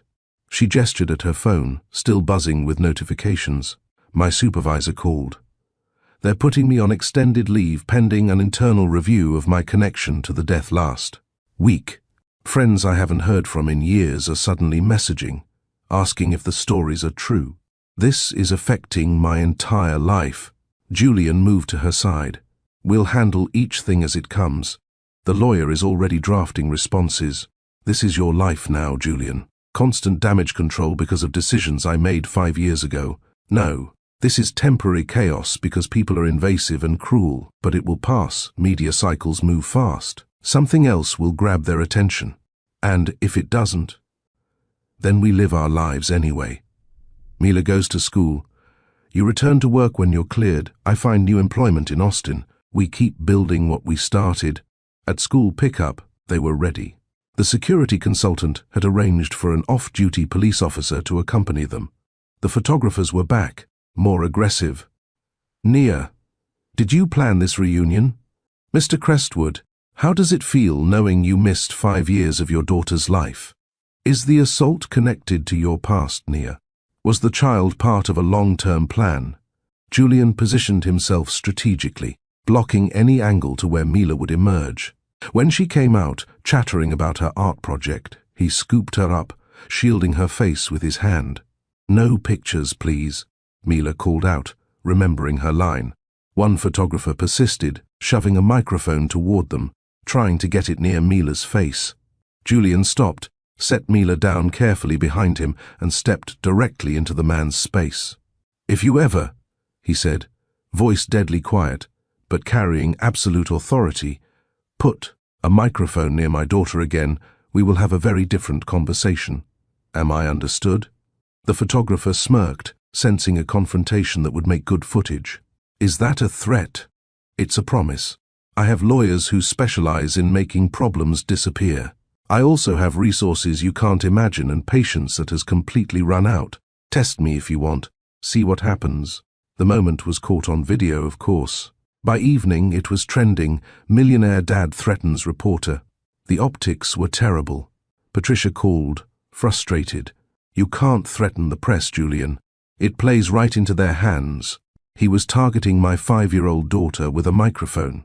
I understand, but no buts. My daughter's safety comes before my public image. If that's not clear, we need a new strategy. Silence, then, understood. We'll work with it. A protective father defending his child, we can frame that. After he hung up, Nia touched his arm. That video is everywhere. People are calling you aggressive, unstable, saying you're dangerous. Let them. Your reputation means nothing compared to Mila's well-being. I'd rather be the villain who protected his daughter than the saint who let her be exploited for clicks and views. That evening, after Mila was asleep, they sat at the small dining table in heavy silence. The apartment felt smaller, with the weight of the world's judgment pressing against the walls. Julian, Nia started, voice barely above a whisper. Are you sure you're choosing us over them? Your old life, your career, your reputation, you're burning all of it down. What if you regret it? He reached across the table, taking her hand. I'm choosing us. Every time. Every day. Whatever it costs. That's easy to say now, in the heat of the moment. But when things calm down, when you realize what you've given up, I realized what I gave up 5 years ago when I left Austin.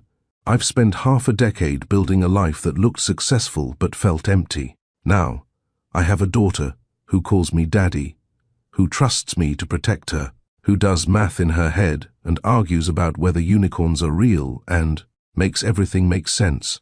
He squeezed her hand gently. This isn't a sacrifice, Nia. This is coming home. What if I can't trust it? What if I keep waiting for you to leave? Then I'll keep staying until you believe it. However long that takes. Outside, a camera flash illuminated the window briefly before security escorted the photographer away from the building. Inside, Julian and Nia sat in the quiet, refrigerator humming, clock ticking, the soft sound of Mila's white noise machine from her room. I need you to understand something, Julian said. Those people out there, the articles, the comments, the judgment, none of it matters. The only opinions I care about are in this apartment.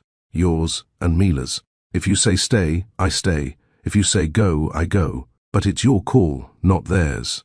Nia's eyes filled with tears. I don't know how to do this. How to let someone in after being alone for so long. We figure it out together. One day at a time. One pancake breakfast at a time. A small smile broke through her tears. You do make excellent pancakes. I have many hidden talents. You'll discover them gradually. The moment hung between them, tentative, fragile, real. Then Nia's phone buzzed. Another news alert, another invasion of privacy, another stranger with an opinion about their lives. But this time, she silenced it without reading. Tomorrow, she said, we teach Mila more about boundaries, about saying no to people who don't respect her space, about protecting herself. Tomorrow, Julian agreed. Tonight, we just breathe. Are you really choosing us? The question came out small, vulnerable, so different from the strong front Nia usually maintained. Julian stood, moved around the table, and knelt beside her chair so they were eye level. I'm choosing us. Every single time. Every day, every decision, every moment. This is where I belong. With you. With Mila. Building something real instead of something that just looks good from the outside. Promise? Promise, promise. The kind Mila makes me swear to. Nia laughed. A real laugh. The first he'd heard since arriving. That's the binding kind. I know. Outside, the media circus continued its vigil. Cameras ready for any movement, any story, any moment they could capture and sell. Inside, 3 people who'd found each other against impossible odds began. Learning that family wasn't about perfect circumstances or ideal timing. It was about showing up, staying present, and choosing each other, even when the world offered 1,000 reasons not to. 3 weeks after the media storm peaked, the Austin Community Center hosted their monthly Help Helpers Help Workshop, a program teaching children emergency preparedness. Nia had volunteered months ago, back when life was simpler, lonelier. She'd almost cancelled, but Mila had been excited, and Julian had offered to come along. Now, watching 30 children practice dialing emergency numbers on disconnected phones, Julian understood why this mattered to Nia. What's the most important thing to remember? The instructor asked. Mila's hand shot up.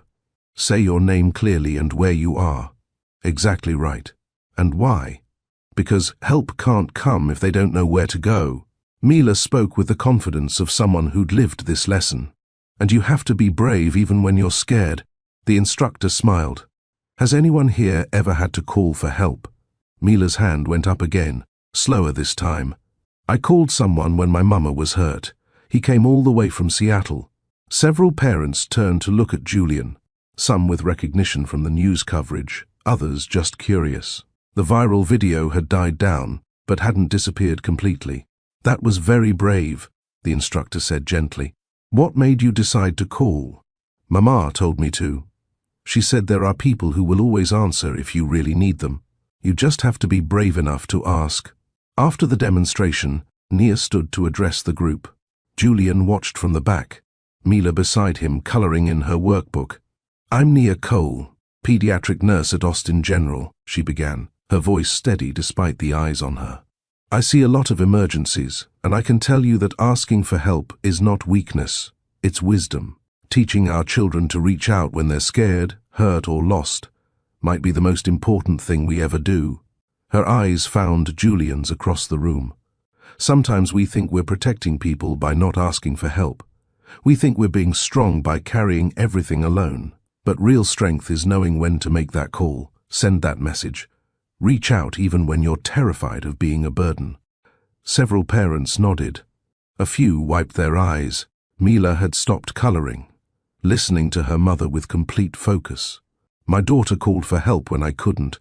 She was 5 years old, alone and scared, but she remembered what we practiced. She knew who to call. Nia's voice wavered slightly. And because she was brave enough to ask, everything changed. Help came. We survived. We're building something new. The room applauded. After the session ended, several parents approached Nia, thanking her for sharing, for being vulnerable. Julian watched her handle each interaction with grace, no longer hiding, behind walls built from years of protecting everyone but herself. That evening, after Mila was asleep, Julian and Nia sat on the small balcony of their apartment under Austin's star-filled sky. The media attention had finally faded to background noise, replaced by the actual work of building a life together. "I've been thinking about that phone call," Julian said. "The one that started all this. The 3 a.m. call that destroyed your perfectly organized life. The call that brought me home." He leaned forward, hands clasped. "But it wasn't random, was it? It was the result of 1,000 tiny decisions you made over 5 years." Nia looked at him, curious. "You taught her to memorize my number, practiced emergency scenarios, wrote my name on her birth certificate, put together the safety deposit box with all the evidence. Every single one of those choices was you preparing for the possibility that someday she might need me." His voice was thick with emotion. "You never really let me go." "I tried to," Nia admitted softly. "God, I tried. But every time I looked at her, I saw you. Your eyes, your expressions, your brilliant, stubborn brain. How do you let go of that? You don't. You do what you did. You prepare for the day when the separation becomes impossible to maintain. I was terrified she'd call, and you wouldn't answer. I almost didn't," Julian confessed. "My finger was on the decline button. Unknown number, wrong area code, 3 in the morning. Nothing good happens from calls like that. What changed your mind?" "Honestly, I don't know. Instinct, maybe. Something told me this call mattered." He met her eyes. "I've spent 3 weeks thinking about all the ways that call could have gone differently. If I'd declined, if you hadn't prepared her, if Mila hadn't been brave enough to try, but she was. And you did answer, because you taught her to ask, and somewhere deep down, you trusted that I would answer." He reached for her hand. "That's not random, Nia. That's faith." The next morning, Mila came into the kitchen with her sneakers, the complicated ones with multiple straps that she'd insisted on, despite Nia's warnings they'd be hard to manage. She approached Julian, who was making his now signature pancakes shaped like stars. She hesitated, shoe in hand, then took a breath. "Dad, can you—" She stopped, suddenly uncertain, the words still new enough to catch sometimes. Julian immediately knelt down, meeting her at eye level. "Can I help with your shoes?" Mila nodded, then softly, "Is it okay to call you Dad?" "Mila." He took her small hands in his. "You can call me whatever feels right to you. Dad, Daddy, Julian, whatever makes you comfortable. There's no wrong answer. What if I try Dad and then want to change it? Then you change it. This is your choice, always." She considered this, serious and thoughtful beyond her years. "I think Dad fits. Like when you try on shoes and they're exactly right." Julian's eyes filled with tears he didn't bother hiding. "Yeah, baby. I think it fits too." From the doorway, Nia watched them, her own tears falling freely. This moment, this simple, beautiful moment of a daughter asking her father for help with her shoes, was everything she'd denied them both for 5 years. Everything she'd been trying to protect them from had cost them this. But they had it now. That weekend, Julian rented a small house on the coast. Nothing fancy, just 3 bedrooms and a porch overlooking the water. They needed distance from Austin, from the lingering attention, from the weight of everything that had happened. After Mila was asleep, exhausted from a day of building sandcastles and chasing waves, Julian and Nia sat on the porch steps. The ocean stretched endlessly before them, rhythmic and eternal. "I want to build a life where the hard parts don't surprise us," Julian said suddenly. Nia turned to him. "What does that mean?" "It means no more secrets, no more protecting each other by pushing away. When things get difficult, and they will, we face them together." He took her hand.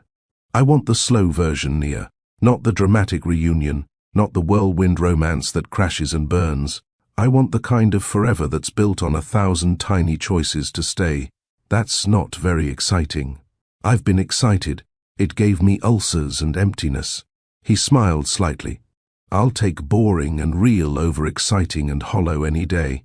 Nia leaned her head on his shoulder, a gesture of trust that felt enormous. "I'm scared I don't know how to do this. The normal family thing, neither do I.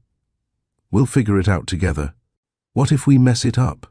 Then we apologize, adjust, and try again. That's what families do, right?" The waves continued their endless conversation with the shore.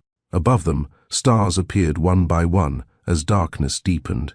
Inside, Mila slept peacefully, her stuffed elephant tucked under one arm, secured by the knowledge that both her parents were nearby. "Julian," Nia said softly. "Yeah? Thank you for answering the call." He kissed the top of her head, gentle and reverent. "Thank you for making it." They sat there as night settled fully, 2 people who'd lost 5 years learning how to build forever from what remained. It wasn't the dramatic ending movies promised. It was better, quieter, truer, earned through every hard choice and brave moment that had brought them here. The call at 3 a.m. hadn't been random at all. It had been inevitable, the culmination of 1,000 tiny decisions that said, "We matter, we're worth fighting for, and when the moment comes, we'll be brave enough to reach out and answer." The kitchen had become their sacred space, not because it was grand or beautiful, but because it held their daily life. Julian had learned that Nia hummed while chopping vegetables, that Mila only ate carrots if they were cut into, coins not sticks, that Tuesday mornings required extra coffee because Monday nights were homework battles. "Dad, you're burning the pancakes," Mila observed from her seat at the table, not looking up from her book about constellations. Julian flipped them quickly. "They're golden brown. They're golden black." Nia laughed from where she was packing lunches. "She's not wrong." "Traitor," Julian muttered, but he was smiling. This, the teasing, the routine, the comfortable rhythm of breakfast before school, was everything he'd never known he wanted. He'd started consulting work from home, flexible hours that let him do school pickup and help with homework. The pay was a fraction of what he'd made at Apex, but he'd stopped measuring. Wealth in dollars somewhere around the 3rd bedtime story. "What shape today?" he asked Mila. "Hearts, because it's almost Valentine's Day." He pulled out the heart-shaped mold, pouring batter with care. When he presented her plate, Mila examined it critically. "Perfect," she declared. "Can we make Valentines for my class tonight?" "Absolutely. We'll make the best Valentines in kindergarten." After breakfast, the usual routine, backpack check, teeth brushing, hair braiding. At the door, Mila hugged them both, Nia first, then Julian, a ritual she'd established on her own. "Love you to the moon," she told Nia. "And back," Nia replied. "Love you to the stars," she told Julian.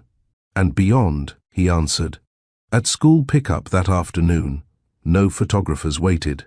No cameras, no questions, no invasion. The media had moved on months ago, finding newer scandals to dissect. What remained was just life, ordinary, precious, real. "How was school?" Julian asked, as Mila climbed into the car. "Good. We learned about community helpers. I told everyone my mama is a nurse and helps people get better, and that my dad helps businesses, but now he mostly helps me with homework." Julian caught Nia's eye in the rearview mirror. She was smiling, that soft smile that appeared more often now, the wall she'd built finally coming down brick by brick. That evening, they worked on Valentines at the kitchen table, construction paper and glitter everywhere. Mila's tongue poking out in concentration as she wrote each classmate's name in careful letters. "This one is for my teacher," she announced. "She's nice. She lets me read chapter books during quiet time." "Because you're advanced," Nia said proudly. "Because I'm smart like Dad and brave like you," Mila corrected matter-of-factly. Later, after Mila was asleep, Julian and Nia reviewed what they'd learned in 6 months of rebuilding. "We should write this down," Nia said. "For her, when she's older, so she understands what we learned." They made a list on the back of a ruined valentine. "Teach your children how to ask for help." Mila's bravery had saved them all, but only because Nia had prepared her. "Share the truth as early as they can handle it. Age-appropriate honesty builds trust. Love the boring parts. They're where real life happens." The pancake mornings mattered more than grand gestures. Protect children's privacy fiercely. Not every moment needs an audience or documentation. Apology and forgiveness aren't one-time events. They're daily practices, woven into ordinary interactions. Presence matters more than presence. Time and attention are the currencies that count. Caregivers need care too. Nia had learned to accept help, to rest, to let Julian carry some weight. Community shows up when you let them. Neighbors, teachers, friends had supported them when they stopped trying to do everything alone. Don't let fear write your story. The future Nia had been afraid of turned out better than the safety she tried to maintain. "You know what people should actually do?" Julian said, looking at their list. "Concrete things, not just philosophy." "Like what?" "Tonight, right now, teach your child their full address and phone number. Make sure they know how to call for help." It's basic, but Mila knowing those things saved Nia's life. "And pick one boundary," Nia added. "Just one thing that protects your family's peace. Maybe it's no photos of your kids online, or screen-free dinners, or dedicated family time on weekends. Whatever creates sacred space." They sat quietly, thinking about how small choices compound into transformed lives. The apartment that had started as temporary housing had become home. They'd signed a lease extension, begun talking about finding a house with a yard where Mila could play. Julian's things were no longer in a guest room. They'd reorganized, blended, their lives in practical ways that spoke louder than any declaration. "We're doing okay, aren't we?" Nia asked one night. "Better than okay. We're building something real. It's slower than I expected." Good things usually are.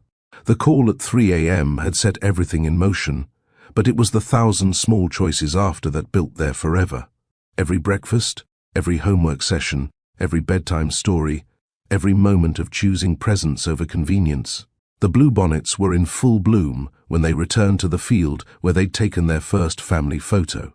Mila was 6 now, reading chapter books, asking questions about the universe that Julian had to research to answer. "Same spot?" Nia asked. "Same spot," Julian confirmed. They positioned themselves under the oak tree, Mila between them, all 3 holding hands this time. A family built from broken pieces, glued together with courage and choice. "Say, second chances," Mila called out. "Second chances." They echoed as the camera timer clicked. The photo was perfect not because of technical quality, but because it captured their truth. Mila's gap, toothed smile, now missing 2 teeth. Nia's relaxed happiness, no longer shadowed by fear. Julian's complete presence, no longer divided between worlds. If this story moved you, here's what I want you to know. Second chances are real, but they require courage from everyone involved. The courage to call for help, the courage to answer, the courage to stay when it's boring, hard, or complicated. Subscribe to Mr. Steele Rich Stories and help us reach 1,000 subscribers.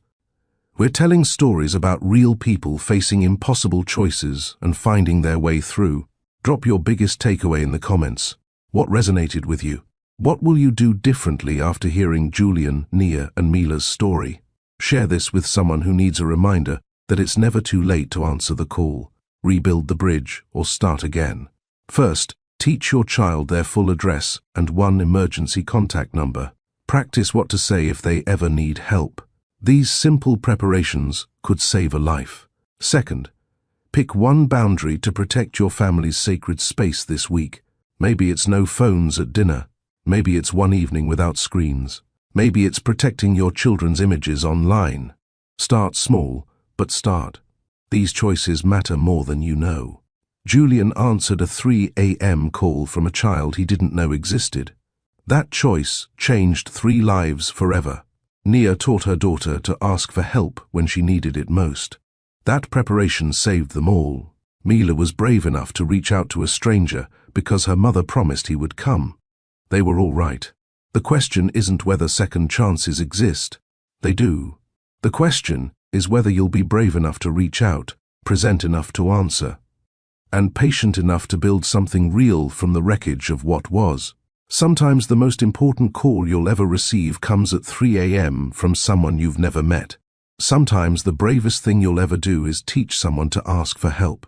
Sometimes the greatest gift you can give is simply answering when it matters most. Julian, Nia, and Mila found their way back to each other through 1,000 tiny choices that added up to transformation. Their story isn't about perfect timing or ideal circumstances. It's about showing up, staying present, and choosing each other even when the world offers 1,000 reasons not to. What call are you waiting to make? What call are you waiting to answer? What preparation could you do today that might change everything tomorrow?